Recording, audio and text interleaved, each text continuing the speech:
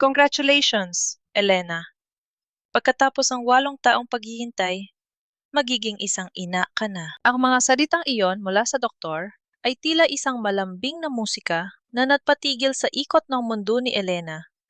Nanginginig ang kanyang mga daliri habang mahigpit na hinahawakan ang unang ultrasound ng kanyang sinapupunan. 8 taon.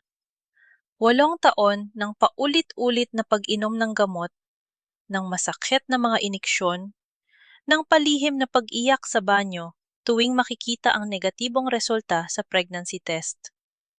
Ngunit ngayon, tapos na ang paghihirap.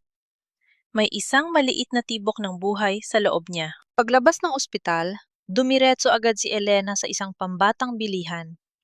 Pinili niya ang pinakamaliit at pinakamagandang pares ng puting sapatos. Wala siyang pakialam kung babae man o lalaki ang magiging anak nila ni Gabriel. Ang mahalaga ay meron siyang isorpresa sa kanyang asawa pag uwi nito mamayang gabi.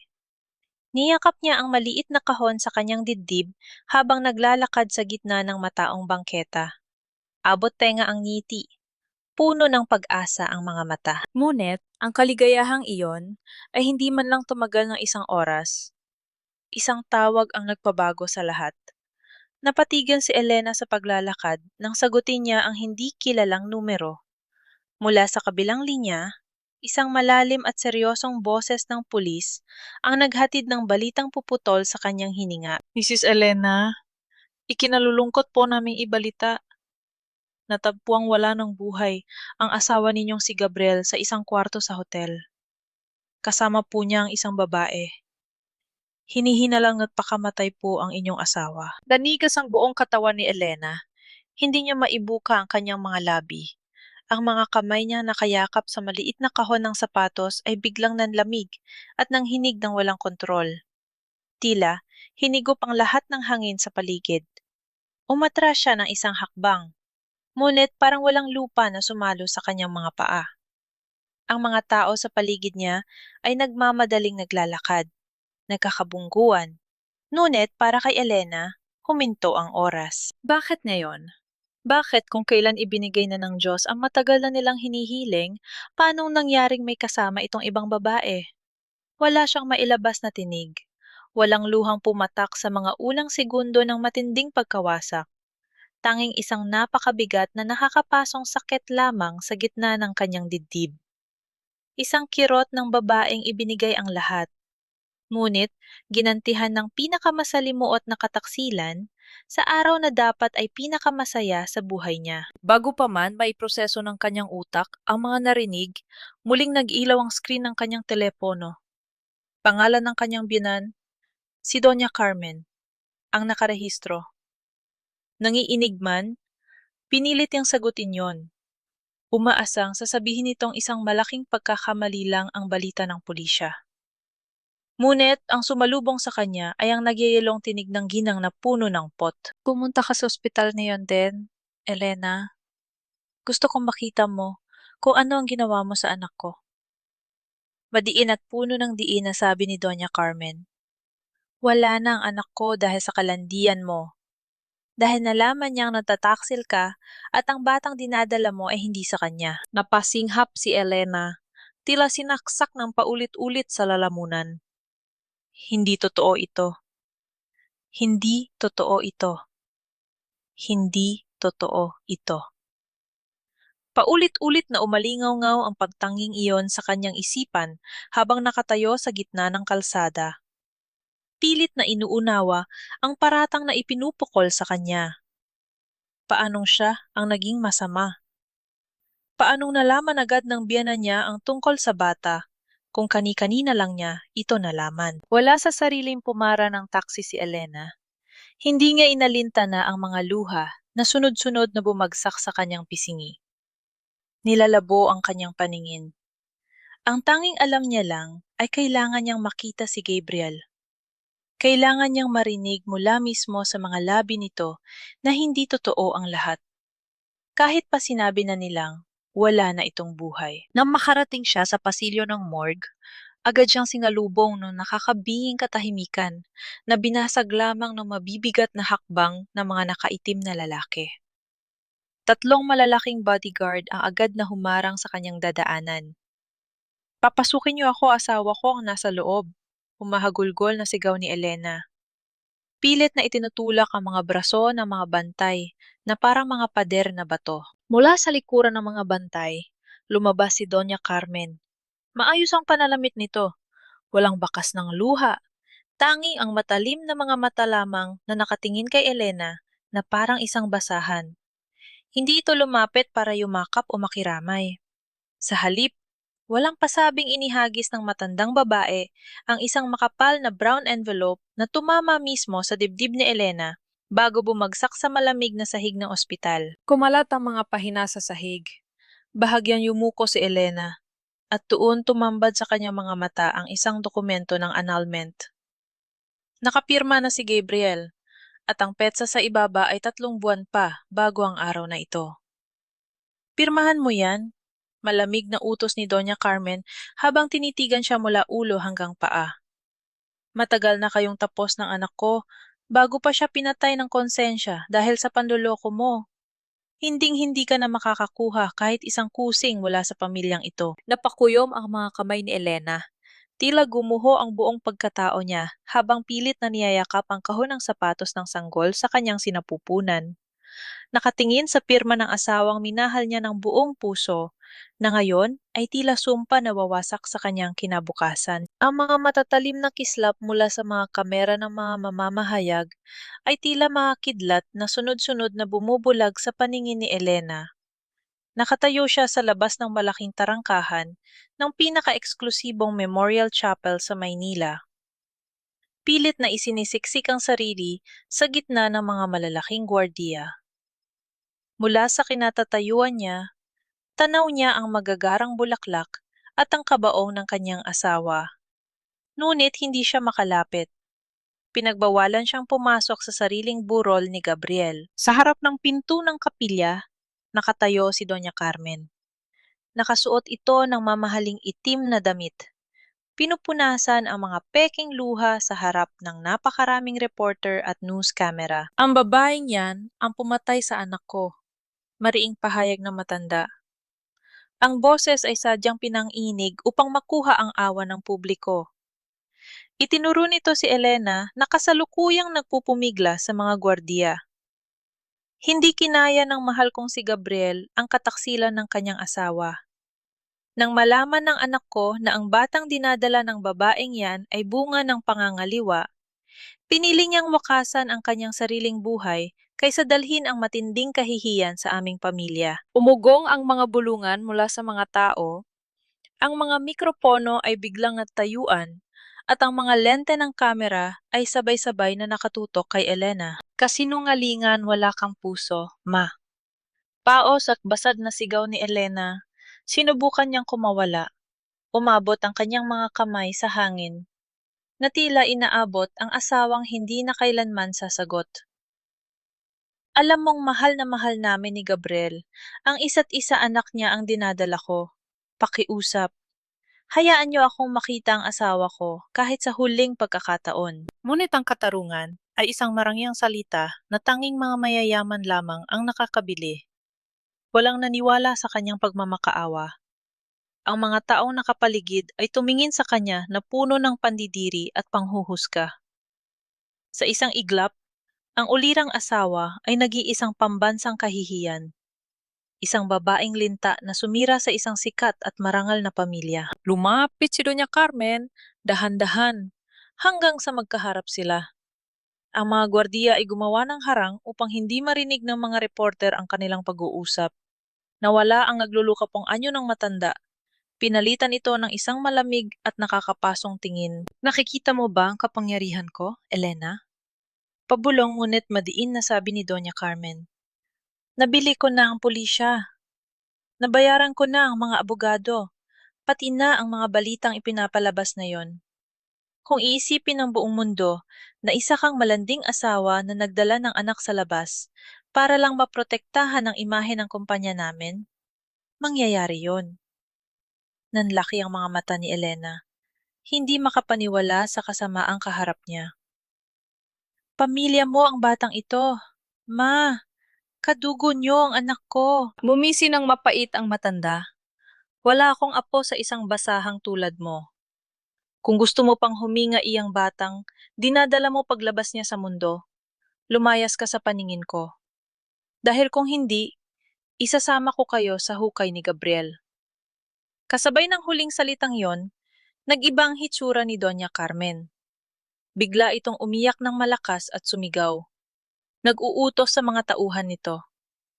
Ilayo niyo sa akin ang babaeng yan. Huwag ninyong hayaang dumihan niya ang burol ng anak ko. Walang awang hinawakan ng dalawang malalaking lalaki, si Elena sa magkabilang braso, at kinaladkad siya palayo. Pilit siyang nagpumiglas.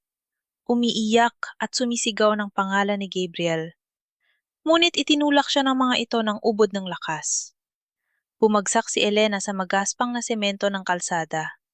Sumasalo sa kanyang bigat ang mga palad at tuhod na agad nagkaroon ng gasgas. Bumuhos ang malakas na ulan mula sa madilim na kalangitan. Tila nakikisimpatya sa pagluluksa ng isang inang inalisan ng lahat ng karapatan. Nakadapa sa malamig at basang semento, pilit na niyakap ni Elena ang kanyang sinapupunan upang protektahan ito mula sa lamig at sa kalupitan ng mundong nakapaligid sa kanila.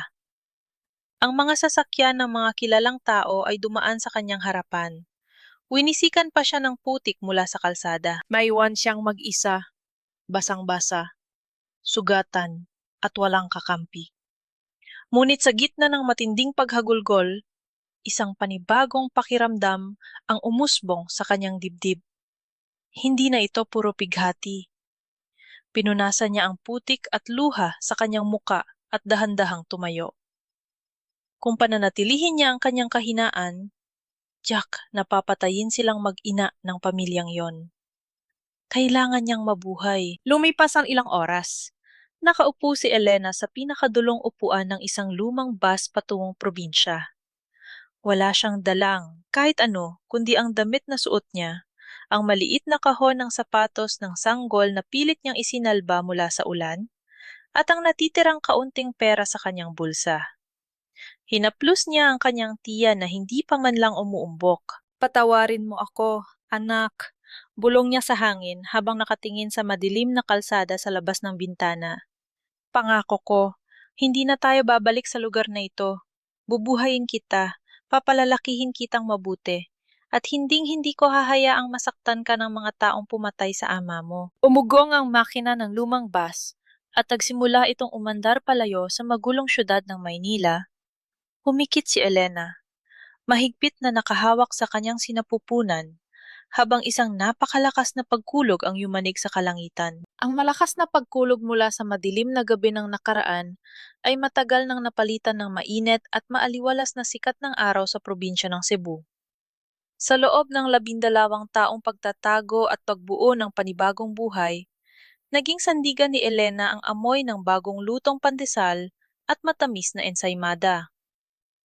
Mula sa pagiging isang inang walang matakbuhan, unti-unti siyang bumangon at itinayo ang isang maliit ngunit maunlad na bake shop malapit sa isang kilalang unibersidad. Habang maingat na inilalabas ni Elena ang isang mainit na tray ng tinapay mula sa pugon, mabilis na bumukas ang salitang pinto ng tindahan.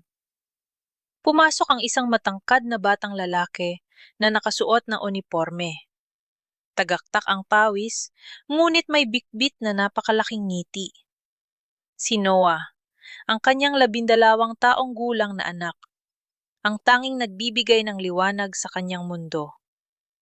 Mama, tingnan mo ito. Mabilis na lumapit si Noah. Iwinawagayway ang isang puting sobreng may selyo ng isang malaking universidad. Nagmamadaling pinunasan ni Elena ang mga kamay niyang puno ng harina sa kanyang apron bago kinuha ang sobre.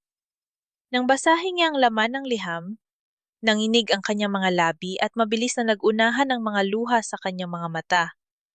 Isang full international scholarship grant para sa high school. Noah! Anak, totoo ba ito? Basag ang boses na tanong ni Elena habang hinahaplos ang pisingin ng kanyang anak. Tumango si Noah. Puno ng pagmamalaki ang mga mata. Niyakap niya ng mahigpit ang kanyang ina. Sabi ko naman sa'yo, Makakapasa ako. Para sa'yo 'to.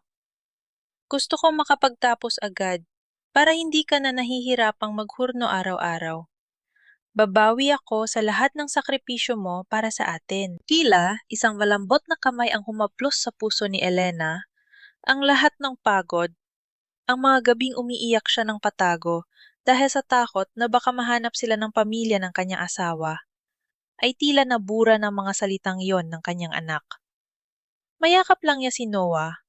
Alam niyang ligtas at payapa na ang kanilang mundo. Kinahapunan, napasiya si Elena na isorpresa ang kanyang anak. Nag-bake siya ng paboritong chocolate cake ni Noah at isinilid ito sa isang magandang kahon. Plano niyang salubungin ang bata sa labas ng eskwelahan pagkatapos ng klase nito upang ipandiwang ang magandang balita.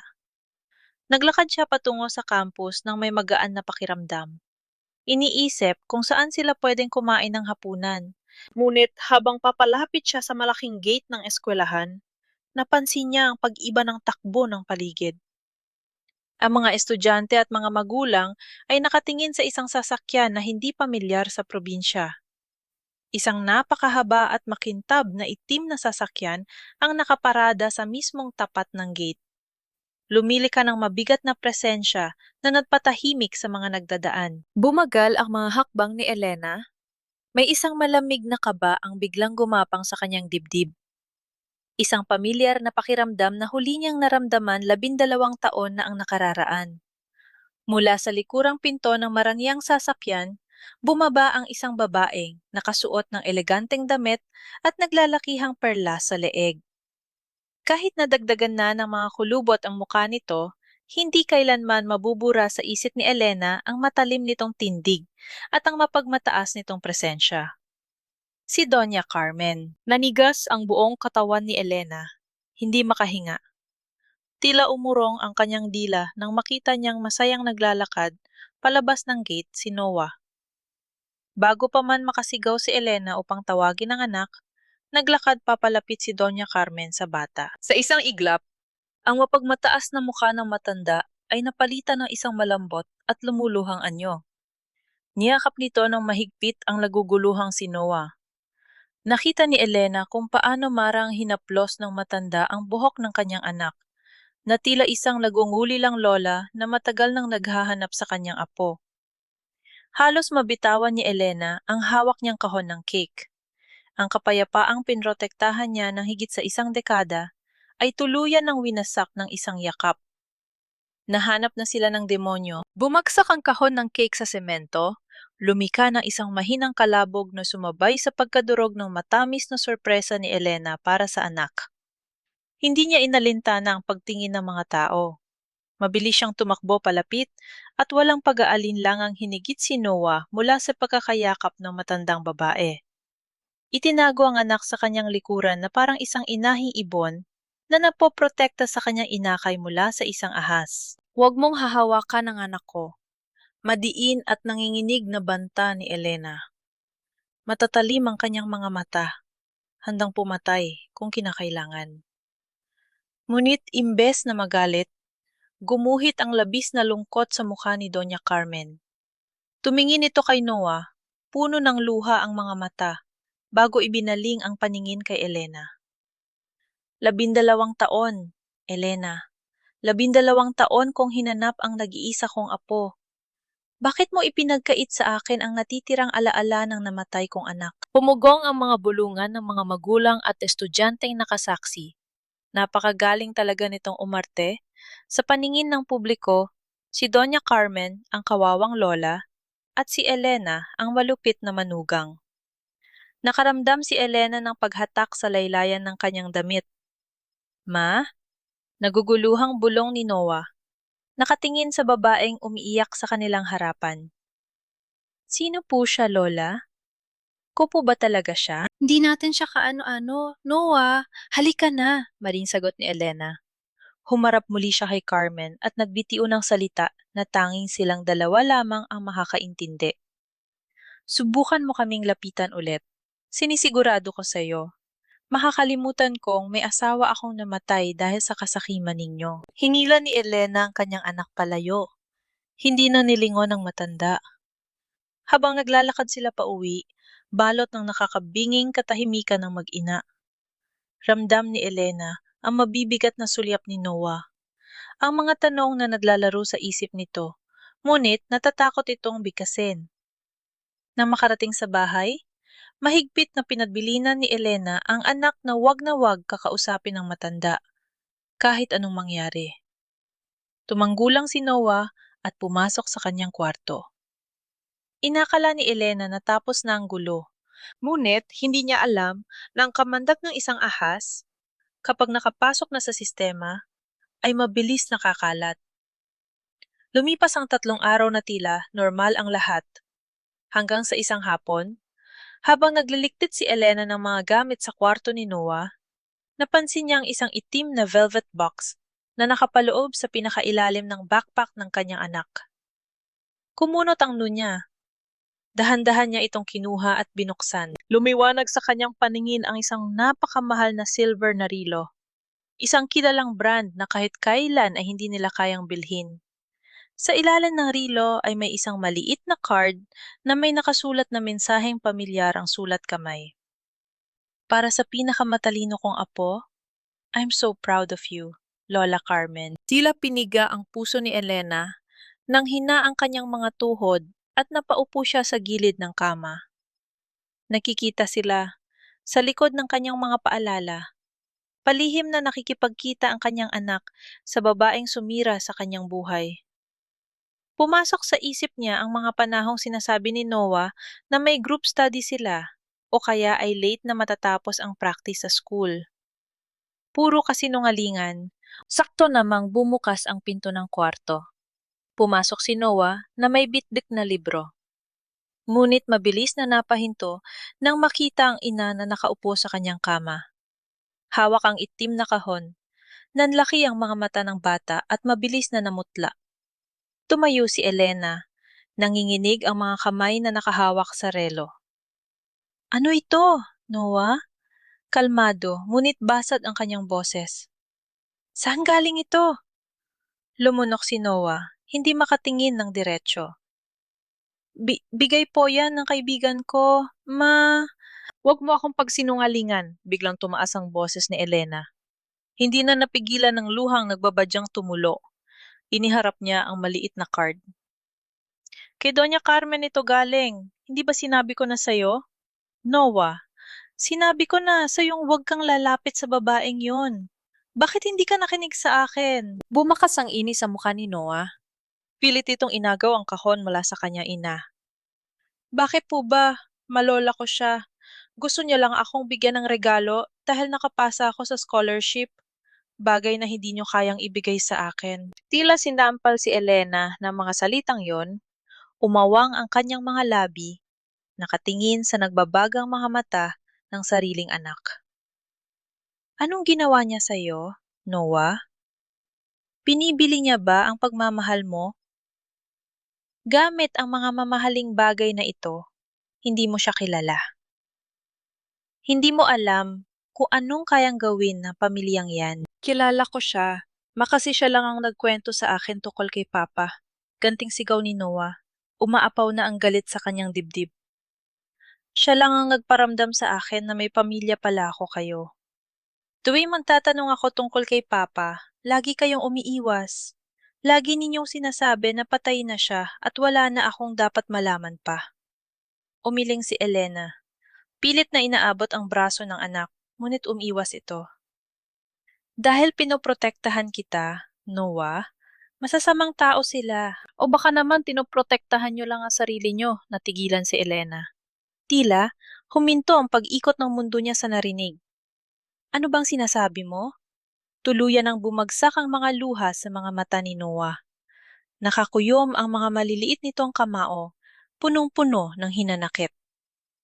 Sabi ni Lola, kaya daw namatay si Papa kasi niloko mo siya. Kasi may iba kang lalaki. Umatras si Elena. Umiiling habang sunod-sunod na pumatak ang kanyang mga luha. Noah, hindi totoo yan. Kaya ba tayo nagtatago? Makase totoo ang sinasabi niya. Humihikbing sumbat ni Noah. Puno ng pandidiri ang pagkakatingin nito sa kanyang ina. Kaya pala ayaw mong makita ko ang pamilya ni Papa. Kasi nahihiya ka sa ginawa mo. Pumatay ka ng tao, ma. Dahil sa pagtataksil mo, nagpakamatay ang Papa ko. Bawat salitang lumabas sa bibig ni Noah ay tila mga patalim na paulit-ulit na itinarak sa dibdib ni Elena. Hindi niya ininda ang paratang noon ng publiko. Ngunit marinig mismo mula sa sariling anak na siya ang naging dahilan ng pagkamatay ng asawa. Iyon ang pinakamasakit na parusa. Bago pa man makapagpaliwanag si Elena, mabilis na tumalikod si Noah at lumabas ng bahay. Iniiwan siyang nakatayo, wasak na wasak, habang dahan-dahang nadudurog ang pamilyang 12 taon niyang inalagaan. Isang mabigat na katok sa pinto ang bumasag sa katahimikan ng maaliwalas na umaga ni Elena. Pagbukas niya, isang lalaking nakapormal na barong ang nag-abot sa kanya ng isang makapal na brown envelope bago mabilis na tumalikod at umalis ng walang imik. Nang buksan niya ang dokumento, tila umurong ang lahat ng dugo sa kanyang katawan. Isa itong subpina, isang formal na reklamo mula sa korte kung saan idinitemanda siya ni Doña Carmen upang makuha ang full custody ni Noah. Nakasaad sa mga pahina ang mga gawa-gawang kwento tungkol sa kanyang pagiging irresponsableng ina, ang kawalan niya ng kakayahang pag-aralin ng anak sa isang magandang paaralan, at ang pamilyar na lason ang paratang na isa siyang babaeng walang moralidad na sumira sa pangalan ng pamilya. Nanginginig ang mga kamay ni Elena habang napakuyom sa makapal na papel. Paano niya lalabanan ang isang bilyonaryang tulad ni Carmen? Wala siyang malaking ipon. Ang maliit niyang bake shop ay sapat lang para sa pang-araw-araw nilang mag-ina. Nang sumapit ang gabi, pinilit ni Elena na itago ang kaba. Nagluto siya ng paboritong sinigang na baboy ni Noah. Umaasang ang init ng pagkain ay makakapagpalambot sa yelong nakabalot noyon sa puso ng kanyang anak. Maingat niyang inihanda ang hapagkainan at tinawag ang bata. Lumabas si Noah mula sa kanyang kwarto. Ngunit walang bakas ng pananabik sa mukha nito. Nakatingin lamang ito sa sahig. Umiiwas sa mga mata ng kanyang ina. Anak, kain na tayo. Ipinagluto kita ng paborito mo. Malambing na aya ni Elena. Pilit nang umingiti kahit parang may nakabara na malaking bato sa kanyang lalamunan. Tumayo lamang si Noah sa hamba ng pinto. Tiningnan nito ang inihandang pagkain bago malamig na sumagot. Busog pa po ako. Ipinadala ko ni Lola ng pagkain kanina pag-uwi ko galing school. Tila sinaksak ng matalim na yelo ang dibdib ni Elena. Noah, hindi ba nag-usap na tayo? Bakit ka pa tumatanggap ng kahit ano mula sa kanya? Tumingala si Noah at sa unang pagkakataon, nakita ni Elena ang isang pamilyar na tingin na nakita niya 12 taon na ang nakararaan ang tingin ng panghuhusga ng mga taong naniwala sa mga kasinungalingan ni Doña Carmen. Kasi siya lang ang nagsasabi ng totoo, Matigas na sagot ni Noah. Ang tunog ng pag-urong ng kanyang sapatos pabalik sa kwarto ay parang malakas na sampal kay Elena. Tuluyan na nitong isinara ang pinto. Iniwang mag-isa ang kanyang ina sa harap ng lumalamig na pagkain. Sa loob ng madilim na kwarto, nakaupo si Noah sa sahig. Sa kanyang harapan ay nakakalat ang mga lumang dayaryo at magazine na palihim na ibinigay sa kanya ni Doña Carmen kaninang hapon. Ang mga headline ay malalaki at malinaw, nakasulat sa itim na tinta na bumabaon sa inosenteng isipan ng bata. Wife's infidelity drives business heir to suicide. May mga lumang litrato si Elena na nakatunggo, pinapalibutan ng mga reporter, at ang larawan ng kanyang ama na nakangiti ngunit may bahid ng lungkot. Bawat salitang nababasa niya ay kamandag na unti-unting pumapatay sa pagmamahal niya para sa kanyang ina. Paano nagawa ng nanay ngayon? Kaya ba wala itong maipakilalang pamilya dahil itinakwil sila ng buong mundo? Umiyak si Noah. Pilit na tinatakpan ang kanyang bibig upang hindi marinig ang kanyang mga hikbi sa labas. Ibinigay ng kanyang lola ang mga pruebang ito upang imulat siya sa katotohanan. At para sa isang 12 taong gulang na naunggulila sa isang ama, ang mga papel na yon ang naging sandigan ng kanyang galit. Habang nangyayari yon, nakaupo naman si Elena sa hapagkainan. Tahimik na lumuluha habang kinakain ang malamig na kanin at sabaw. Bawat subo ay parang may nakabara na bubog na humihiwa sa kanyang lalamunan. Diyos ko po, bakit ganito kalupit ang tadhana ibinigay niya ang buong kabataan niya? Tinalikuran niya ang lahat ng pangarap niya para lang maitaguyod ang batang ito. Siya ang gumising sa madaling araw para maghurno ng tinapay. Siya ang nag-alaga tuwing nilalagnat ito ng matindi. Siya ang nagturo dito kung paano magbasa at magsulat. Ngunit sa isang iglap, dahil lang sa mga matatamis na kasinungalingan at pekeng ebidensya ng isang mayamang lola, nabura ang 12 taon ng kanyang sakripisyo. Masakit pa lang, mapagbintangan ng mundong hindi ka kilala, pero mas nakakadurog pa lang itakwil ka ng sarili mong laman at dugo. Hinayaan niya ang mga luhang bumagsak sa kanyang pinggan. Wala siyang pakialam kung maubos man ang lahat ng luha niya. Basta hindi niya isusuko si Noah. Lalaban siya sa korte. Bukas na bukas. Hahanap siya ng abogadong tutulong sa kanya para ipagtanggol ang kanyang karapatan bilang isang ina. Lumalim ang gabi at bumalot ang nakakabinging katahimikan sa buong kabahayan. Mula sa labas, maririnig ang mahinang paghampas ng malamig na hangin sa mga bintana. Nagising si Elena nang makaramdam ng matinding pagkauhaw. Bumangon siya upang kumuha ng tubig sa kusina. Pagdaan niya sa pasilyo, napansin niyang bahagyang nakabukas ang pinto ng kwarto ni Noah.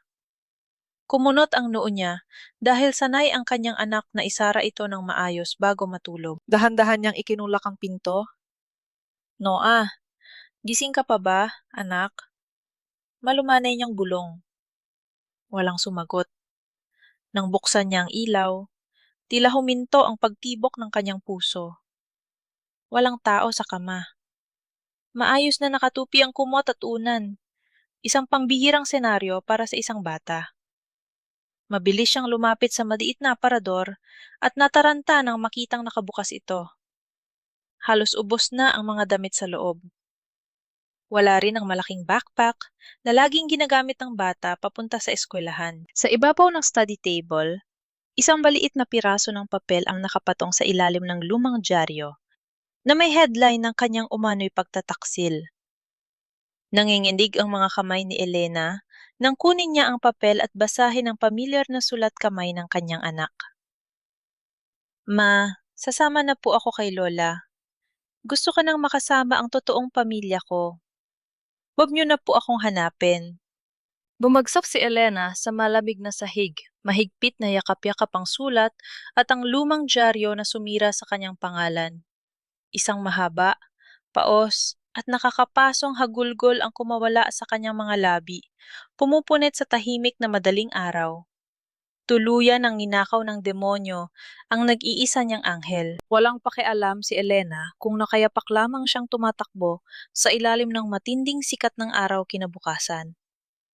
Ang tanging malinaw sa kanyang isipan ay ang pangalan ng kanyang anak na paulit-ulit na sumisigaw sa kanyang puso. Ginamit niya ang lahat ng naipon niyang pera sa bake shop para mabilis na makarating sa Maynila. Pabalik sa mismong impyernong tinalikuran niya, 12 taon na ang nakararaan. Nang makarating siya sa harap ng malaking bakal na tarangkahan ng mansyon ng mga Asunsyon, hindi siya nag-atubiling kalampagin ito ng buong lakas. Ang malakas na tunog ng pagtama ng kanyang mga palad sa bakal ay umalingaw-ngaw sa tahimik na subdivision. Ilabas ninyo ang anak ko. Ibalik ninyo sa akin si Noah. Paos na sigaw ni Elena. Hindi ininda ang pagdugo ng kanyang mga kamay mula sa matutulis na disenyo ng gate. Mabilis na lumabas ang 3 malalaking gwardiya mula sa guardhouse. Pilit nilang hinawakan ang mga braso ni Elena upang palayuin siya sa gate. Ngunit para siyang isang leon na nakawala sa hawla. Nagsisipa at nagpupumigla siya ng ubod ng lakas. Ginagamit ang bawat hibla ng lakas ng isang inang desperadang makita ang kanyang anak. Elena, ang ingay mo. Isang malamig na boses ang napatigil sa lahat. Bumukas ang maliit na pinto ng gate at lumabas si Doña Carmen. Nakasuot ito ng mamahaling damit pang umaga. Hawak ang isang eleganteng pamaypay na tila nanonood lamang ng isang nakakaaliw na palabas.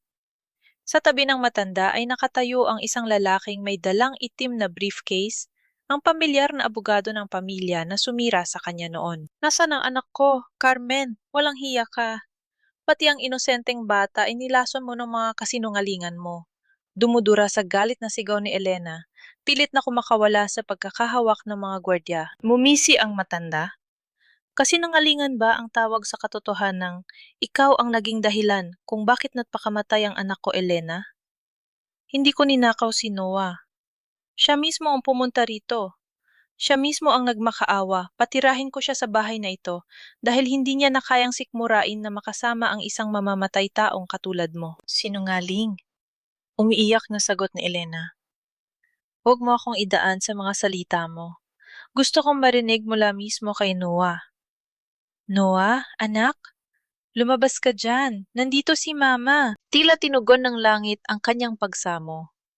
Mula sa likuran ni Doña Carmen, dahan-dahang lumabas ang isang maliit na figura. Nakasuot na si Noah ng bago at mamahaling damit na hindi kailanman mabibili ni Elena kahit habang buhay siyang maghurno ng pandesal. Ngunit hindi ang damit ang dumuro kay Elena, kundi ang ekspresyon sa mukha ng bata.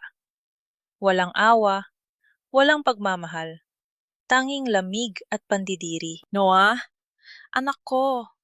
Nanginig ang boses ni Elena. Unti-unting lumuwag ang pagkakapigil ng mga gwardiya, at hindi na nag-aksaya pa ng oras si Elena. Lumuhod siya sa magaspang na semento, nakaharap sa kanyang anak. Umaagos ang luha sa kanyang mga pisingi, nagmamakaawa. "Anak, pakiusap. Umuwi na tayo. Handa ako magpaliwanag. Lahat sasabihin ko sa'yo. Pero pakiusap, huwag kang maniwala sa kanila. Tayo lang ang pamilya. Tayong dalawa lang." Tumingin si Noah sa kanyang ina na nakaluhod sa mainit na semento. Tila, may saglit na pag-aalinlangan na dumaan sa kanyang mga mata.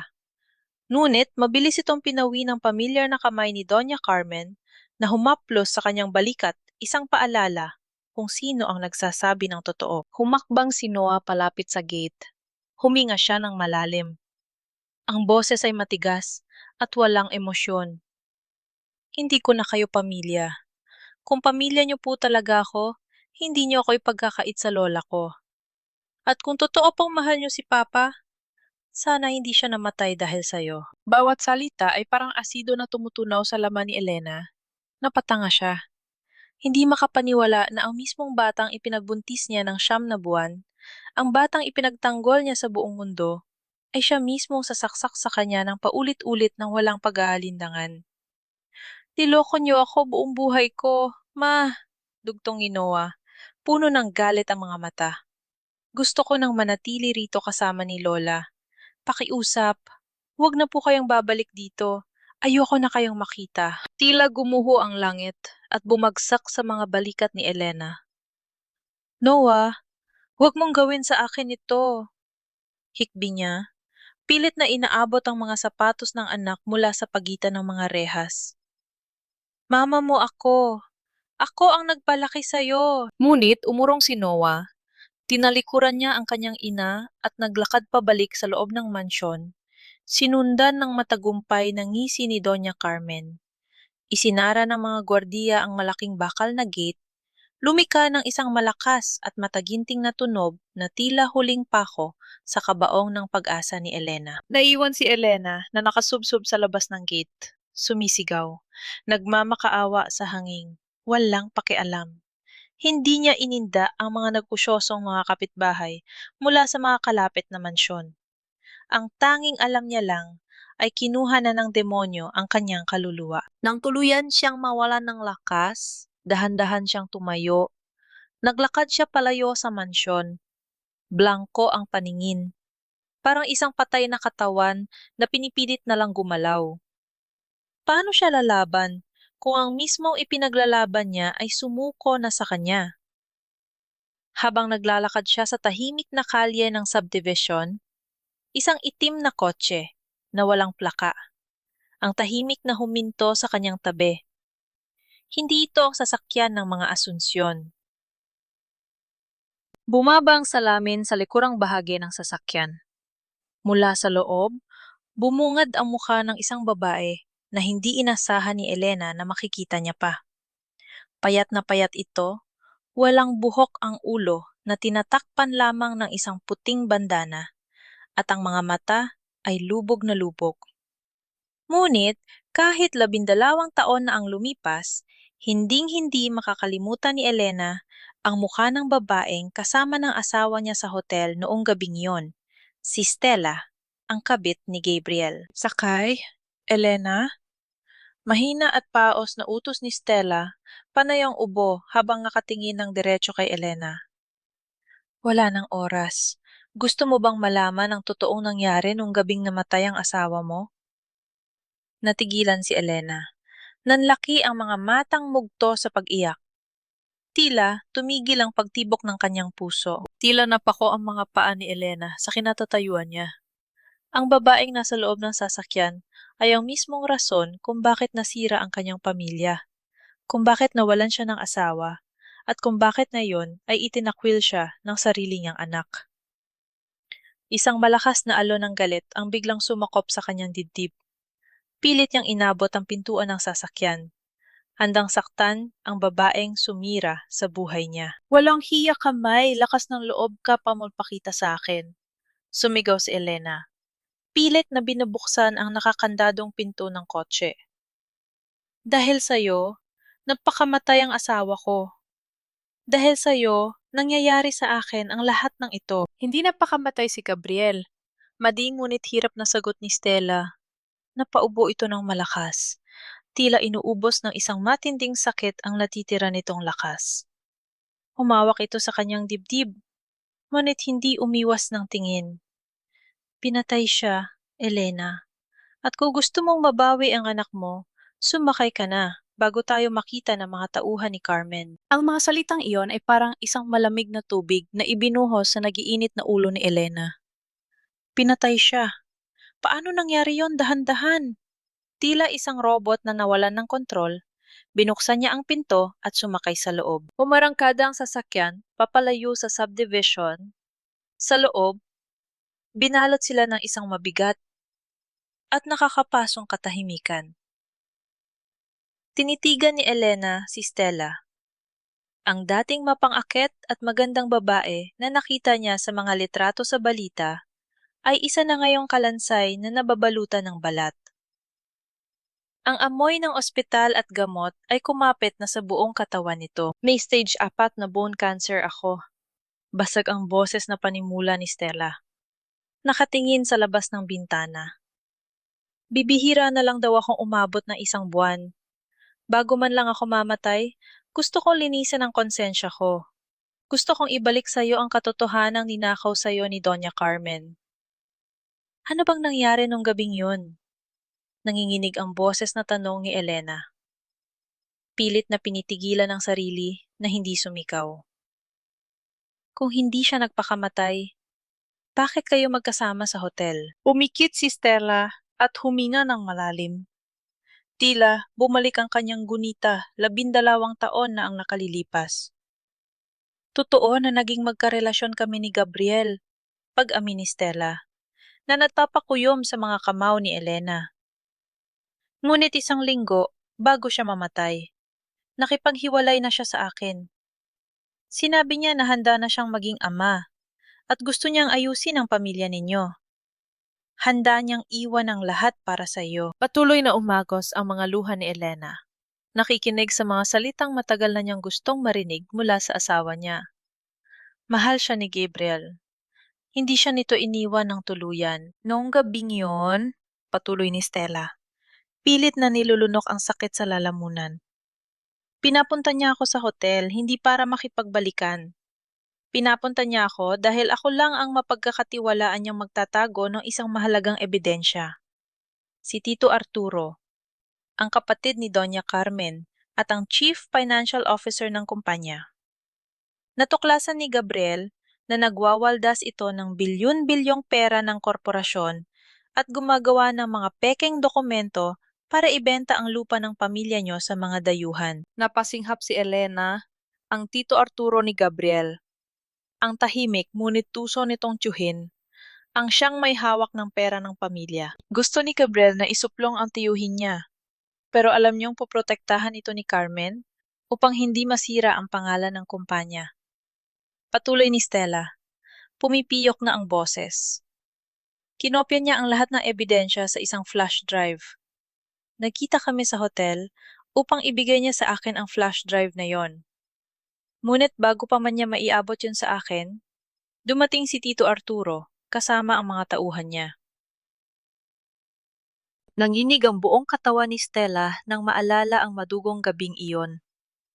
Nagtago ako sa loob ng closet. Narinig ko silang nag-away. Hinihingi ni Arturo ang ebidensya, pero lumaban si Gabriel.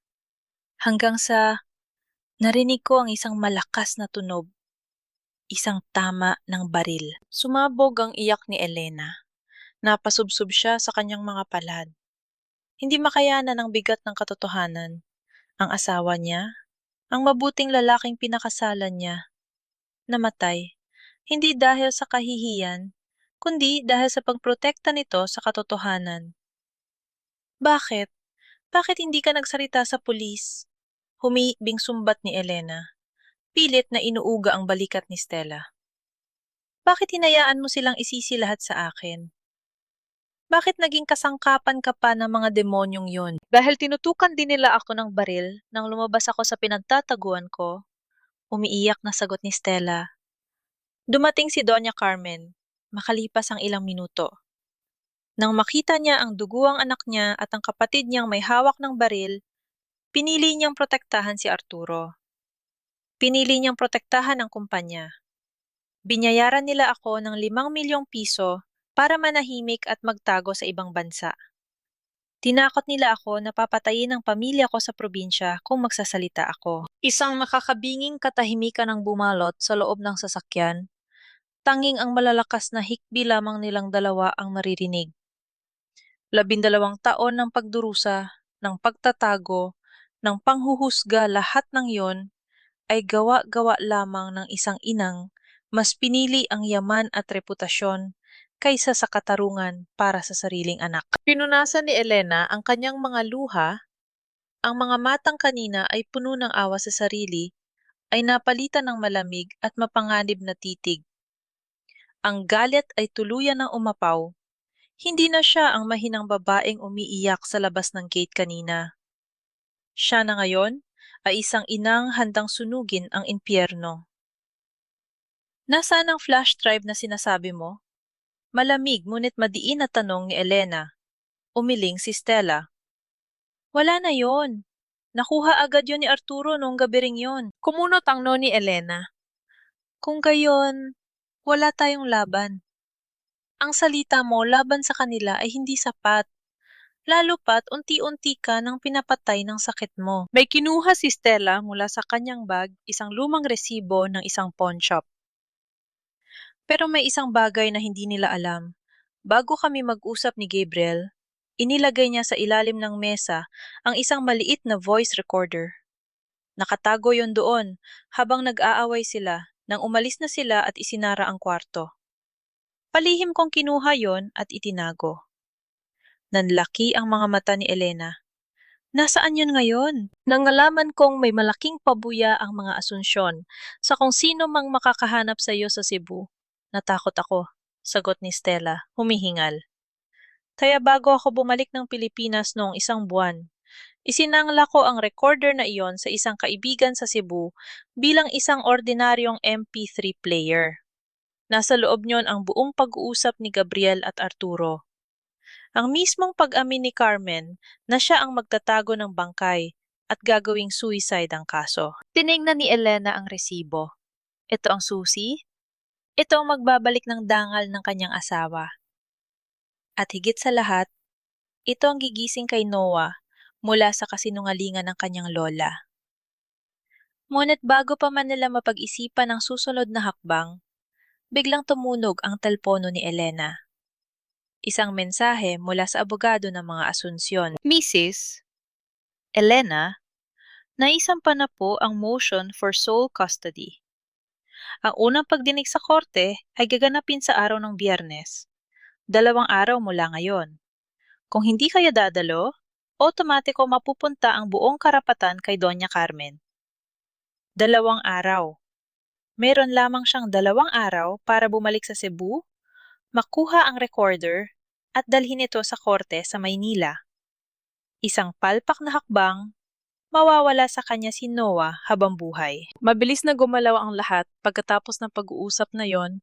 Ginamit ni Elena ang huling natitirang pera sa kanyang bulsa upang bumili ng tiket sa eroplano pabalik ng Cebu kinagabihan. Habang nakaupo sa loob ng lumilipad na sasakyan, nakatingin lamang siya sa lumang resibo na ibinigay ni Stella. Ito ang huling barahan niya. Ang katotohanang nakabaon sa isang maliit na device ay ang tanging magliligtas kay Noah mula sa mga kamay ng pamilyang walang sinasanto. Samantala, sa loob ng malaking mansyon ng mga Asunsyon sa Maynila, balot ng nakakabinging katahimikan ang malawak na hapagkainan, nakaupo si Noah sa dulo ng mahabang mesa. Nilalaro lamang ang mamahaling pagkain sa kanyang pinggan. Wala na si Elena, at doon niya napagtanto kung gaano kalamig ang bahay ng kanyang lola. Walang kwentuhan, walang nagtatanong kung kamusta ang araw niya. Tanging ang tunog lamang ng pagbangga ng mga kubyertos sa mga porselanang pinggan ang maririnig. Nasa kabisera si Doña Carmen, umiinom ng alak habang tahimik na nagbabasa ng mga dokumento, habang sa kabilang dulo ay nakaupo si Tito Arturo, abala sa pag-scroll sa kanyang telpono. Carmen, sigurado ka bang tahimik na ang asawa ng pamangkin ko? Basag ni Arturo sa katahimikan. Hindi man lang sumusulyap kay Noah na tahimik na nakikinig. Nabalitaan ko ang nag-eksena raw sa labas kanina. Baka mamaya gumawa ayon ng ingay sa media bago ang hearing. Ibinaba ni Carmen ang kanyang baso. Wala siyang laban, Arturo. Ako na ang bahala sa kanya. Higit sa lahat, nasa atin na si Noah. Wala nang dahilan para lumaban pa siya kung ang mismong anak niya ang umaayaw sa kanya. Napakagatlabi si Noah. May maliit na kirot na dumaan sa kanyang dibdib nang marinig ang pangalan ng kanyang ina. Gusto niyang magalit. Gusto niyang paniwalain ang sarili na ginawa niya ang tama. Ngunit hindi niya maipagkaila na nangungulila siya sa mainit na haplos ni Elena. Siguraduhin mo lang, maring sagot ni Arturo. May pagbabanta sa boses. Dahil kung hindi, baka kailanganin nating gawin sa kanyang ginawa natin kay Gabriel. Natigilan si Noah. Tila tumidyo sa pag-ikot ang mundo niya sa narinig. Ang ginawa natin kay Gabriel. Ano ang ibig sabihin ng tiyuhin niya? Hindi ba napakamatay ang kanyang ama dahil sa kahihiyan? Agad na inampas ni Doña Carmen ang mesa. Arturo, manahimik ka! Pasimpleng tinuro ng matanda gamit ang kanyang muso si Noah na ngayon ay nakatitig sa kanila ng may halong pagkalito at takot. Mumisi lamang si Arturo bago tumayo at naglakad paakyat ng hagdan. Na-stress ka lang, Carmen. Masyado ka nag-iisip. Gusto sanang matanong ni Noah. Ngunit bago pa man siya makapagsalita, pilit nang umiti si Doña Carmen at tinawag ang isang katulong. Dalhin mo na si Noah sa kwarto niya. Oras na para matulog. Apo, kailangan mo ng lakas para sa korte bukas. Hindi na nakipagtalo si Noah, sumunod siya sa katulong paakyat. Ngunit ang mga salita ni Arturo ay patuloy na umaalingaw-ngaw sa kanyang isipan. Maitinatago sila. May isang malaking kasinungalingan na pilit tinatakpan ng yaman at kapangyarihan ng pamilyang ito. At ng gabing yon, hindi siya nakatulog. Kinabukasan, maagang dumating si Elena sa Cebu. Dumiretso siya agad sa address ng pawn shop na nakasulat sa resibo. Isang tagong tindahan sa gilid ng palengke. Matapos ang pakikipagtalo sa may-ari dahil lampas na ang palugit ng pagkakasangla, napilitan si Elena na ibigay ang paboritong gintong kwintas ni Gabriel, ang huling alaala niya mula sa kanyang asawa, bilang dagdag na pambayad. Nang maiabot sa kanya ang maliit na itim na voice recorder, nanginginig niya itong binuksan. Pinindot niya ang play button. Mula sa maliit na speaker, pumailan lang ang boses na 12 taon na niyang hindi naririnig. Hindi ko ibibigay ito sa'yo, Tito. Ibabalik ko ang kumpanya sa tama. May asawa ako at magkakaroon na ako ng anak. Hindi ko hahayaang lumaki ang anak ko sa pondong ninakaw mula sa dugo at pawis ng ibang tao. Ang pamilyar na boses ni Gabriel ay sapat na para paluhurin si Elena sa iyak. Ito ang asawa niya. Ang lalaking pinili ang tama kaysa sa kayamanan. Sinundan yun ng tunog ng pag-aagawan. At pagkatapos, isang malakas na putok na nagpatayo ng mga balahibo ni Elena. Narinig niya ang sigaw ni Arturo. Carmen, tingnan mo ang ginawa mo. Kung sana hindi mo kinonsinti si Gabriel, hindi aabot sa ganito. At ang huling boses na sumelyo sa kapalaran ng kanyang asawa, ang malamig at walang pusong utos ni Doña Carmen. Linisin niyo ito. Ilagay niyo sa kamay niya ang baril. Tawagan niyo ang mga pulis at sabihin ninyong nag-suicide siya dahil nalaman niyang may kinakasamang iba si Elena. Kinuyog ni Elena ang kanyang mga palad habang mahigpit na hawak ang recorder. Nakuha niya na. Nasa kanyang mga kamay na ang buong katotohanan. Ngayon, kailangan na lamang niyang makarating sa korte bukas bago tuluyang mahusgahan ang kanyang pagkatao. Ngunit habang naglalakad siya, palabas ng palengke, napansin niya ang dalawang malalaking lalaki na nakaitim na sumusunod sa kanya. Naramdaman niya ang malamig na pawis na gumapang sa kanyang leeg. Tauhan ni Arturo, nalaman nilang nakipag-usap siya kay Stella at ngayon ay sinusundan na siya. Mabilis siyang tumakbo, sumiksik sa gitna ng maraming taong namimili. Ang puso niya ay parang tambol na malakas na pumipintig sa kanyang dibdib. Kailangan niyang makatakas. Kung makuha nilang recorder, tuluyan ng mabubura ang huling pag-asa niya. Sa Maynala naman, habang abala ang lahat sa paghahanda para sa paglilitis, naglakas loob si Noah na lumabas ng kanyang kwarto. Nakita niyang nakabukas ng bahagya ang pinto ng library ng mansyon. Tahimik siyang lumapit at sumilip sa maliit na puwang. Sa loob, nakatalikod si Arturo habang may kausap sa telepono. Nahanap na nila ang babae sa Cebu. Oo, kunin ninyo ang recorder na hawak niya. Utos ni Arturo. Blanco ang boses. Kung lumaban, alam niyo na ang gagawin. Itulad niyo na siya kay Gabriel at doon sa kabit na si Stella. Nanlaki ang mga mata ni Noah. Kusang umuurong ang kanyang mga paa. Papatayin nila ang kanyang ina. Papatayin nila si Mama. Hindi napakamatay si Papa. Pinatay siya ng mismong pamilya nila. At tama ang ina niya. Niloko lamang siya ni Lola Carmen upang gamitin laban sa sariling ina. Nanginig ang buong katawan ni Noah dahil sa labis na takot at pagsisisi. Gusto niyang sumigaw. Gusto niyang tumakbo. Ngunit nang tumalikod siya, aksidente niyang nasagi ang isang malaking flower vase na nakapatong sa gilid ng pasilyo. Bumagsak ang porselana sa sahig, lumika ng isang malakas at basag na tunog na umalingaw-ngaw sa buong mansyon. Bumukas ng maluwang ang pinto ng library.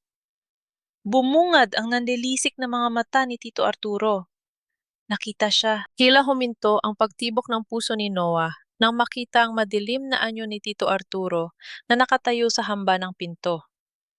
Ang mga mata nito ay nanlilisik, puno ng masamang intensyon na hindi kailanman nakita ng bata sa sinuman. Dahan-dahang humakbang ang lalaki palapit sa nanghinginig na si Noah, habang ang mga piraso ng basag na porselana ay nagkikiskisan sa ilalim ng sapatos nito. Anong narinig mo, Noah? Kalmado, ngunit nagbabantang tanong ni Arturo. Ang boses nito ay parang yelo na tumutusok sa balat. Umatras si Noah. Nanginginig ang mga binti. Pilit niyang hinanap ang kanyang boses. Wala po. Nabangga ko lang po yung vase. Mumisi si Arturo. Isang ngising, walang bahid ng kaligayahan. Bigla nitong hinawakan ng mahigpit ang braso ni Noah, sapat para mamilipit ang bata sa sakit. Huwag mo akong gawing tanga, bata. Kung narinig mo ang pinag-uusapan namin, Mabuti pa't kalimutan mo na yon. Kung gusto mo pang umabot sa pagdinig bukas. Ano pong gagawin niyo sa mama ko? Umiiyak na sigaw ni Noah. Pilit ako makawala mula sa pagkakahawak ng tiyuhin. Papatayin niyo rin siya, katulad ng ginawa niyo kay Papa. Papatayin niyo rin siya. Bumakas ang inis sa mukha ni Arturo. Itinulak niya si Noah pabalik sa sahig at mabilis na tinawag ang 2 gwardiya. Dalhin niyo ang batang ito sa kwarto niya. Ikandado niyo ang pinto at huwag niyong palalabasin hanggang bukas ng umaga. Walang pwedeng kumausap sa kanya, kahit si Carmen. Sumigaw at napumigla si Noah habang kinaladkad siya ng mga tauhan. Lola Carmen, tulungan niyo ako. Ngunit gaano man kalakas ang kanyang pagsigaw, walang sumagot. Walang dumating upang iligtas siya. Naiwan siya sa madilim at malamig na kwarto. Umiiyak at nagmamakaawa, habang ang tunog ng paglak ng pinto sa labas ay pumutol sa huli niyang pag-asa. Samantala, sa kabilang dulo ng Pilipinas, tumatakbo si Elena nang walang lingon-lingon sa masikip at madilim na eskinita ng palengke sa Cebu. Naririnig niya ang mabibigat na yabag ng 2 lalaking humahabol sa kanya. Nakasiksik sa kanyang dibdib ang maliit na voice recorder, ang tanging barahan niya para mabawi ang kanyang anak at linisin ang pangalan ng kanyang asawa. Hindi siya pwedeng mamatay ngayon. Hindi siya pwedeng magpadakip. Pumasok siya sa isang makitid na kanto na puro sirang bagon at tambak na kahon ng gulay. Nagtago siya sa likod ng isang malaking basurahan. Pinitigilan ang kanyang paghinga. Pilit na pinapakalma ang mabilis at malakas na pagkabog ng kanyang dibdib. Hanapin niyo ang babaeng yan. Hindi siya pwedeng makasakay ng eroplano pabalik ng Maynila. Narinig niyang sigaw ng isa sa mga lalaki. Palapit ng palapit sa kanyang pinagtataguan. Pumikit si Elena at tahimik na nagdasal. Panginoon, parang awa niyo na po. Protektahan niyo po kami ni Noah. Sa hindi inaasahang pagkakataon, isang grupo ng mga kabataan ang biglang nagkagulo sa kabilang kanto dahil sa isang away. Nakuha nito ang atensyon ng 2 lalaki, kaya nagmadali silang tumakbo patungo sa ingay. Inakalang doon nagtungo si Elena. Nang makasiguro na wala nang sumusunod sa kanya, mabilis na lumabas si Elena at tumakbo papunta sa pinakamalapit na kalsada. Pumara siya ng taxi papuntang airport. Gula-gulanit ang kanyang damit. Puro putik at pawis ang kanyang muka. Ngunit nakakuyom ang kanyang mga kamao. Lalaban siya. Haharapin niya ang mga demonyo sa korte bukas, kahit buhay niya pa ang maging kapalit. Kinabukasan, isang malamig at maulan na umaga ang sumalubong sa Maynila. Sa loob ng Hall of Justice, punong-puno ng mga mamamahayag ang labas ng courtroom. Lahat ay naghihintay sa laban ng dekada sa pagitan ng mayamang pamilyang Asunsyon at ng babaeng sinasabing naging dahilan ng pagbagsak ng kanilang anak. Sa loob ng korte, tahimik na nakaupo si Doña Carmen sa unahan, kasama ang kanyang pangkat ng magagaling na abogado. Sa kanyang tabi ay si Noah, nakasuot ng maayos na damit, ngunit maputla ang muka at halatang hindi nakatulog. Sa tuwing susulyap ang bata kay Arturo na nakatayo malapit sa pinto, nanginginig ang mga kamay nito. Gusto niyang magsalita. Gusto niyang isumbong ang lahat sa judge. Ngunit ang banta ng kanyang tiyuhin kagabi ay pumigil sa kanyang dila. Binalaan siya na kung magsasalita siya, hinding-hindi na niya makikita ng buhay ang kanyang ina. Your Honor, the petitioner is ready. Formal na pahayag ng abogado ni Doña Carmen, tiningnan ng hukom ang kabilang dulo ng kwarto. Walang nakaupo sa pwesto ng respondent. Where is the mother? Magsisimula na ang hearing. Kapag hindi siya dumating sa loob ng 10 minuto, we will proceed ex parte at mapipilitan akong ibigay ang full custody sa petitioner. Mumisi si Doña Carmen. Tumingin siya kay Arturo na palihim ding tumango. Sigurado silang napatay na ng kanilang mga tauhan si Elena sa Cebu. Wala nang sagabal. Lumipas ang 5 minuto. Tahimik na umiiyak si Noah. Wala na si Mama. Papatayin nila si Mama. Since the respondent is absent, panimula ng hukom, hawak na ang kanyang kahoy na martilyo. Ngunit bago pa man niya may bagsak yon, bumukas ng malakas ang malaking pinto ng courtroom. Lumika ito ng malakas na ingay na umalingaw-ngaw sa buong bulwagan. Nagpatigil sa lahat ng naroroon. Tumambad sa kanila ang figura ng isang babaeng, basang-basa ng ulan. Magulo ang buhok, may mga gasgas sa braso, at humihingal. Ngunit sa kabila ng kaawa-awang hitsura nito, ang mga mata nito ay nagliliyab sa galit at determinasyon. Napatayo si Noah. Nanlaki ang mga mata ni Doña Carmen at halos mabitawan ang kanyang pamaypay. Napatayo rin si Arturo, hindi makapaniwala sa nakikita. Naglakad si Elena papasok ng korte. Bawat hakbang ay mabigat, ngunit puno ng tapang. Tiningnan niya ng diretso ang nanliliit na pamilyang Asuncion bago humarap sa hukom. Nandito na po ako, Your Honor, matigas at malinaw na pahayag ni Elena.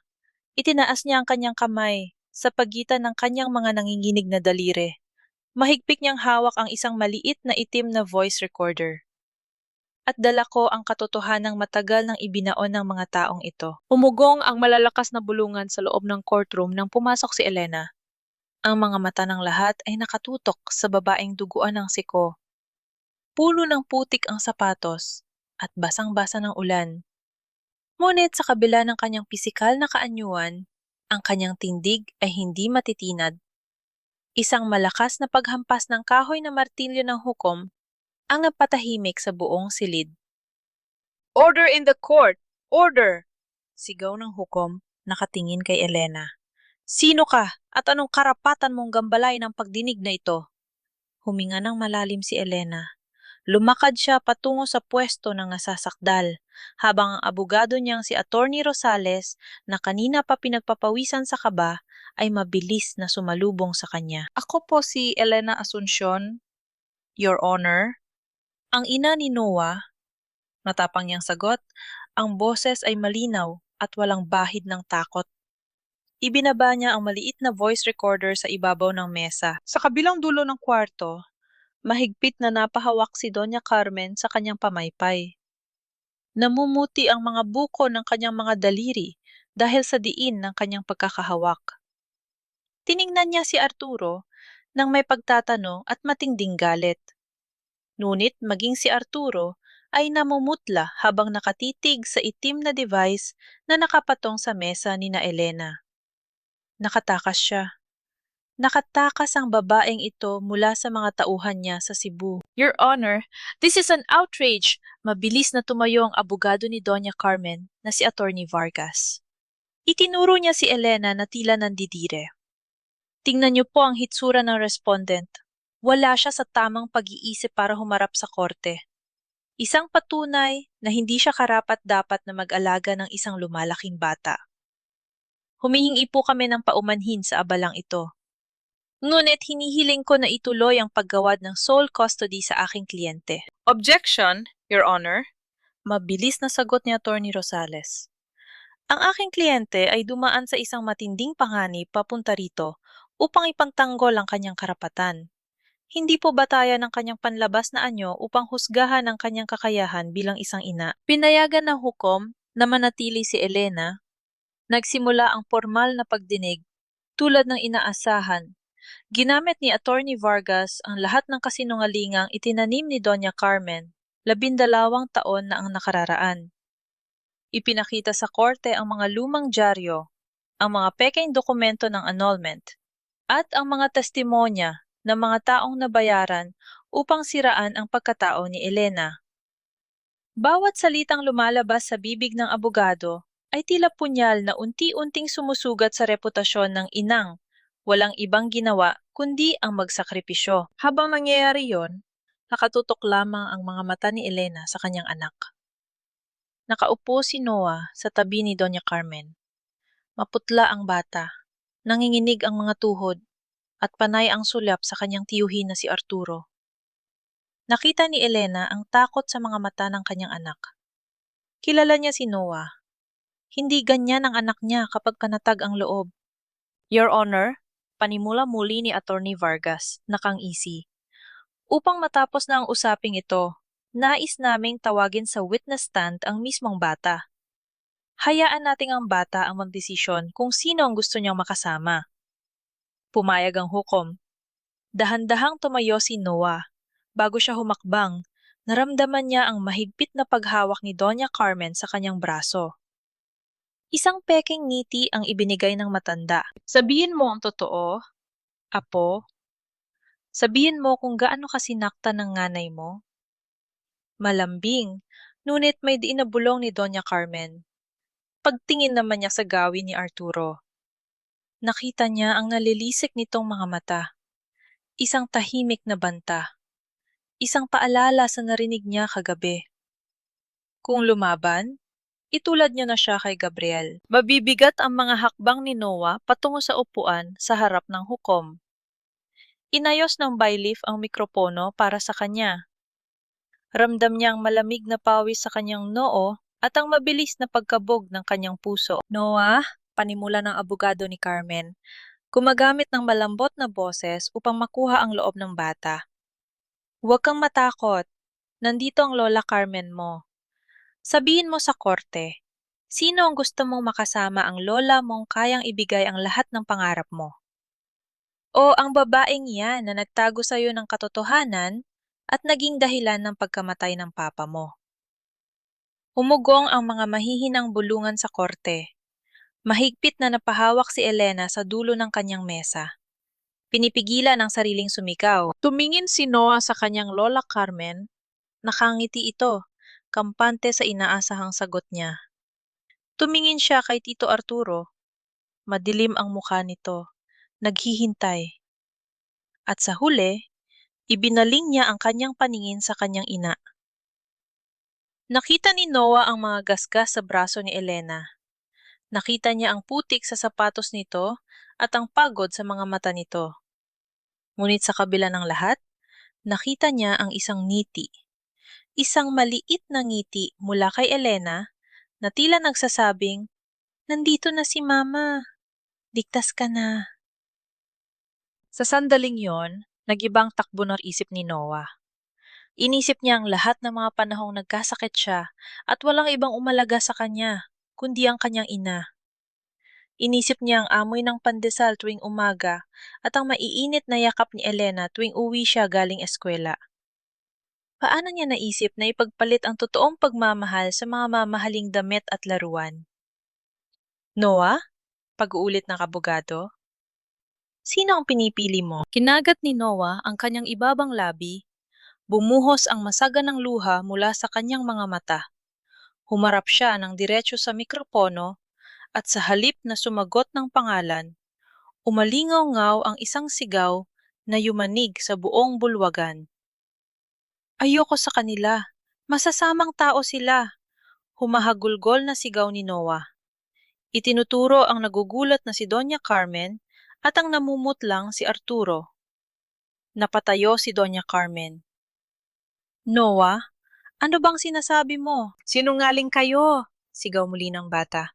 Puno ng pot at takot ang tinig. Narinig ko si Tito Arturo kagabi. Inutusan niya ang mga tauhan niya na patayin si Mama. Pinatay nila si Papa. At ngayon, gusto rin nilang patayin si Mama. Sumabog sa matinding kaguluhan ang buong courtroom. Ang mga mamamahayag sa likod ay nag-unahang maglabas ng mga kamera at recorder. Hindi alintana ang sigaw ng hukom na nag-uutos ng katahimikan. Ang malakas na paghampas ng martilyo ng hukom ay halos hindi na marinig sa ingay ng mga tao. Sinungaling ang batang yan, na brainwash na siya ng babaeng yan, bulyaw ni Arturo. Pilit na lumalapit sa witness stand, ngunit mabilis na hinarang ng 2 pulis ng korte. Napaiyak si Elena at mabilis na tumakbo palapit sa kanyang anak. Niyakap niya ng mahigpit si Noah na ngayon ay humahagulgol sa kanyang dibdib. Tahan na, anak. Nandito na si Mama. Wala nang mananakit sa'yo. Sa gitna ng pandemonium, tumayo si Attorney Rosales. Lumakas ang boses nito, Sinasabayan ang ingay ng paligid. Your Honor, hindi gawa-gawa ang sinasabi ng bata. Ang lahat ng ito ay bahagi ng isang malaking krimen na 12 taon nang itinatago ng pamilya Asuncion, pahayag ng abogado ni Elena. Itinuro nito ang pinto ng courtroom. At upang patunayan ang bawat salita ng aking kliyente, nais kong tawagin ang aming huling testigong nakasaksi mismo sa pagpatay kay Gabriel Asuncion. Pumasok ka, Miss Stella. Sabay-sabay na napalingon ang lahat sa malaking tinto. Dahan-dahang bumukas ang mga ito. At pumasok ang isang nurse na nagtutulak ng isang wheelchair. Nakaupo roon ang payat na payat. At unti-unti nang nauubusan ng hininga na si Stella. Ngunit ang mga mata nito ay nanlilisik at nakatitig ng diretsyo sa naninigas na si Doña Carmen. Ang multo ng nakaraan ay dumating na upang maningil. Tila tumigil sa paghinga ang buong courtroom nang pumasok si Stella. Para sa mga mamamahayag na naroroon, pamilyar ang mukhang iyon. Siya ang babaeng itinuring na salot sa lipunan. Ang kalaguyo na sinasabing naging dahilan ng pagguho ng perpektong pamilya Asuncion. Ngunit ngayon, malayo sa dati magara at mapang-akit na anyo, isa na lamang siyang kalansay na pilit humihinga sa tulong ng isang oxygen tank. Your Honor, I object. Halos mabasag ang boses ni Attorney Vargas sa lakas ng pagsigaw. Pilit na inaagaw ang atensyon ng hukom. Ang babae niyan ay walang kredibilidad. Isa siyang bayarang babae na sumira sa pamilya ng aking kliyente. Ano ang mapapatunayan niya sa custody case na ito? May kinalaman siya, Your Honor, mainahong sagot ni Attorney Rosales. Hawak ang voice recorder ni Elena. Dahil ang batayan ng petisyon ni Doña Carmen ay ang pagiging irresponsable at immoral di umano ng aking kliyente na nagtulak kay Gabriel Asuncion na magpakamatay. Ngunit paano kung ang mismong pundasyon ng kasong ito ay isang malaking kasinungalingan? Paano kung walang naganap na suicide? Nanlaki ang mga mata ng hukom. Ang mga reporter ay mabilis na nagsimulang mag-take notes. Hindi pinalalagpas ang bawat detalye. Proceed, attorney. Formal na utos ng hukom. Lumapit si Attorney Rosales sa witness stand kung saan nakaupo si Stella. Mahigpit ang pagkakakapit ng may sakit na babae sa gilid ng kanyang wheelchair.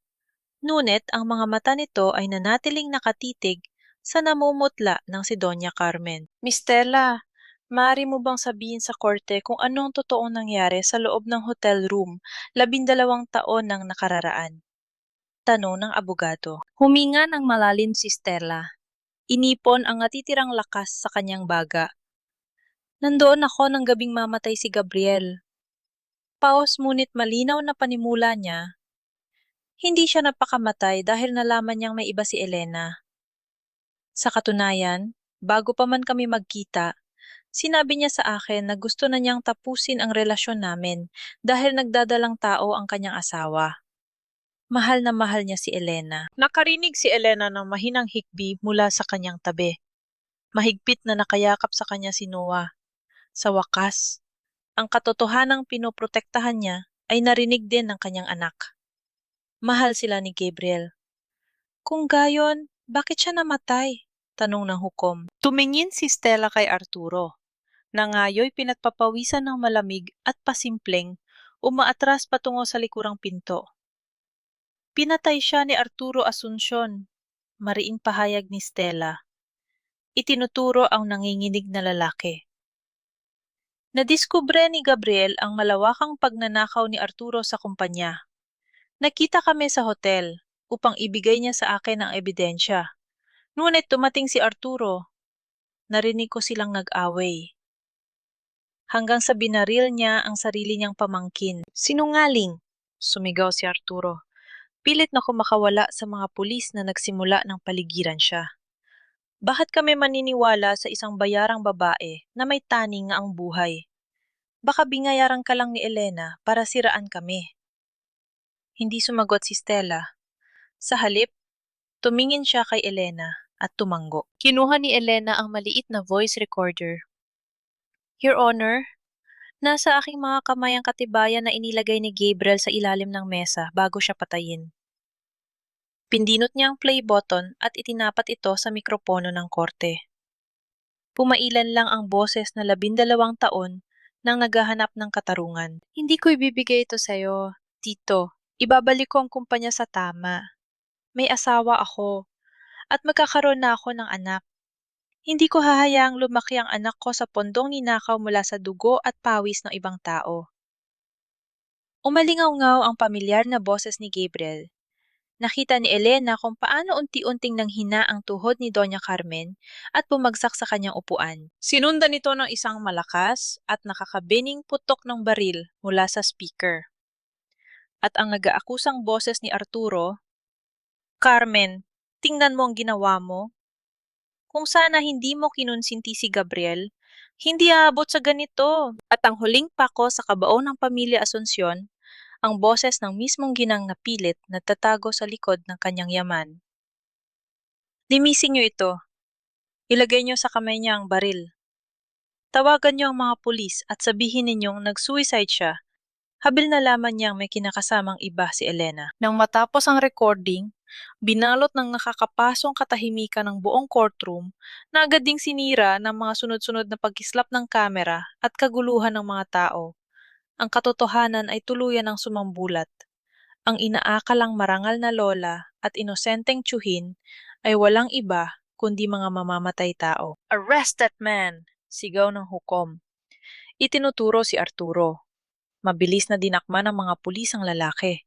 Inilagay ang posa sa kanyang mga kamay habang ito ay sumisigaw at nagpupumiglas.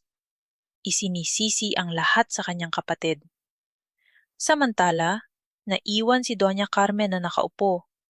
Blangko ang paningin, tila nawala na sa sariling huwisyo. Dahan-dahan siyang tumayo. Nanginginig ang mga kamay habang pilit na inaabot si Noah. "Noah, apo, halika sa lola. Hindi totoo ang narinig mo." Umiiyak na pagsamo ng matanda. Ngunit wala na itong marangyang tindig. Tanging isang desperadang kriminal. Ngunit mas humigpit ang yakap ni Noah sa kanyang ina. Tiningnan ng bata ang kanyang lola ng may halong awa at pandidire. "Kayo po ang pumatay sa papa ko. Kayo ang sumira sa pamilya namin. Ayoko na po kayong makita kahit kailan." Ang mga salitang iyon mula sa nag-iisang apo niya ang naging huling parusa kay Carmen. Bumagsak ang matanda sa sahig. Humahagulgol. Nagwawala habang dahan-dahan siyang pinipigilan ng mga pulis at binabasahan ng kanyang Miranda rights. 12 taon niyang pinrotektahan ang kanyang yaman at reputasyon kapalit ng buhay ng kanyang anak. Ngunit sa huli, nawala ang lahat sa kanya. Ang kayamanan, ang apo, at ang kanyang kalayaan. Hinarap ni Elena ang hukom, umiiyak. Ngunit sa unang pagkakataon ay nakangiti. Niyakap niya si Noah. Hinalikan ang tuktok ng ulo nito at tahimik na nagpasalamat sa langit. Tapos na ang laban, nabura na ang sumpa at tuluyan nang bumalik ang liwanag sa buhay ng mag-ina. Paglabas nila sa malaking pintuan ng Hall of Justice, hindi na ang malamig at nakatatakot na ulan ang sumalubong sa kanila, kundi ang malumanay na hangin at ang sikat ng araw na dahan-dahang gumagapang mula sa mga ulap. Ang mga mamamahayag na kanina lang ay nag-aabang sa kanilang pagbagsak ay tahimik na gumawa ng daan. May halong paggalang at awa habang nakatitig sa mag-ina. Bago sila makatuntong sa huling baitang ng sementadong hagdan, biglang huminto si Noah. Binitawan niya ang kamay ng kanyang ina at humarap dito. Puno ng panibagong luha ang mga mata ng bata, mga luhang hindi na galing sa takot o galit, kundi sa matinding pagsisisi at pagmamahal. "Ma, patawarin niyo po ako." Pumiyok ang boses ni Noah bago pa man makapagsalita si Elena. Biglang lumuhod ang bata sa kanyang harapan, sa mismong semento kung saan marami ng taong dumaan. "Ang sama-sama ko pong anak, naniwala ako sa kanila. Pinalungkot kita, sinaktan kita, at pinagtabuyan kita. Ma, patawarin niyo po ako." Mabilis na lumuhod si Elena sa harapan ng kanyang anak. Hinawakan niya ang 2 pisingin ni Noah at pilit itong pinatayo. Tumayo ka, Noah. Huwag kang luluhod. Malambing at umiiyak na bulong ni Elena habang pinupunasan ang mga luha sa mukha ng anak. Wala kang kasalanan, anak. Biktima ka rin ng kanilang kasakiman. Kahit kailan, hindi nagtanim ng galit ang puso ni Mama sa'yo. Ang mahalaga, nandito ka na pabalik sa akin. Ikaw lang ang kailangan ko sa mundong ito. Niyakap ng napakahigpit ni Noah ang kanyang ina, isinisiksik ang kanyang muka sa leeg nito habang paulit-ulit na nagsasabi ng pagmamahal. Sa sandaling iyon, ang lahat ng sugat ng nakaraan ang 12 taon ng panghihinayang, pagtatago, at sakit ay tuluyan ng laghilom. Mabilis na lumipas ang 3 araw. Bago pa man formal na simula ng paglilitis sa kasong kriminal ni na Doña Carmen at Arturo para sa pagpatay at pagtatakip sa krimen, tahimik na pumatay ang huling hininga ni Stella sa loob ng ospital. Pumunta si Elena at Noah sa kanyang simpleng burol upang mag-alay ng bulaklak. Wala nang kahit anong galit sa puso ni Elena para sa babae. Tanging awa, patawad, at pasasalamat na lamang ang naiwan dahil sa huling sandali ng buhay nito, pinili nitong maging instrumento ng katotohanan. Sa isang maliwalas na hapon, naglakad sina Elena at Noah patungo sa isang tahimik na sementeryo sa Maynila kung saan nakalibing si Gabriel. Sa loob ng 12 taon, ngayon lamang muling nakatapak si Elena sa harap ng puntod ng kanyang asawa nang walang takot, walang kahihiyan, at walang nagtatagong luha. Nilinis ni Noah ang tuyong damo sa paligid ng nicho, tumingala siya sa kalangitan, at pabulong na nagsalita. Papa, alam ko na po ang totoo. Ipinagtanggol mo kami ni Mama. Ipinagmamalaki ko po na kayo ang papa ko. Mula sa kanyang bag, kinuha ni Elena ang isang maliit, medyo naninilaw na kahon. Binuksan niya ito at inilabas ang maliit na pares ng puting sapatos ng sanggol, ang sapatos na binili niya noong araw na malaman niyang nagdadalang tao siya. Ang sapatos na naging saksi sa lahat ng kanyang pagdurusa. Maingat niyang ipinatong ang maliit na sapatos sa ibabaw ng nicho ng asawa. Gabriel, mahal ko, malinis na ang pangalan mo, bulong ni Elena. Pumapatak ang luha ng kagalakan at kapayapaan. Pahinga ka na. Papalakihin ko mabuti ang anak natin, gaya ng pangarap mo noong nabubuhay ka pa. Isang magaan at maaliwalas na simoy ng hangin ang biglang humaplos sa kanilang mga muka. Pinalilipad ang buhok ni Elena na tila isang mainit na yakap mula sa taong matagal nang nanahimik. Nakangiting humawak si Noah sa kamay ng kanyang ina. Umuwi na tayo, Ma, sa Cebu, sa bahay natin. Tumingin si Elena sa kanyang anak. Pulo ng pag-asa ang mga mata.